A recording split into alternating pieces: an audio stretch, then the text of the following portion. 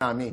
Wala bang in the 24 years, wala bang mga, because there are people who are attracted to married men. Marami. Di ba? Alam mo yun? Marami. Nowadays, marami. Oo. Pero may...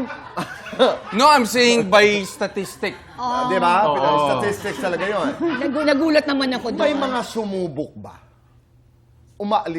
Umaligid-aligid sa'yo? Subukan nyo.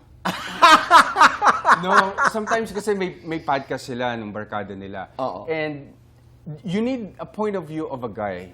Hindi lang point of view ng babae, bakit naghihiwalay. Most of the time, pag naghihiwalay ang pamilya, it's always a point of view ng babae. Never point of view ng lalaki.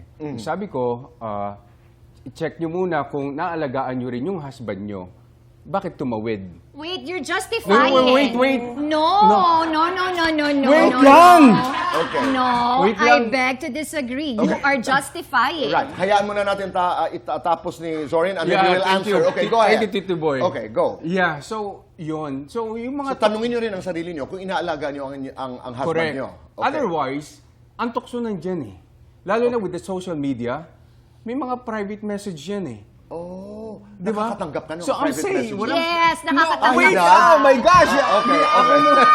Inamin na. mo yun. Inamin mo yun sa akin na nakakatanggap ka ng mga Okay, private and then- Wait, messages. my point is, kunyari, hindi mo inaalagaan Okay. yung husband Husband mo, mo. nandiyan nga yung tukso, may PM. Okay. Ano yung Matutok- PM? A private message. message. So, doon na siya simula nung tukso.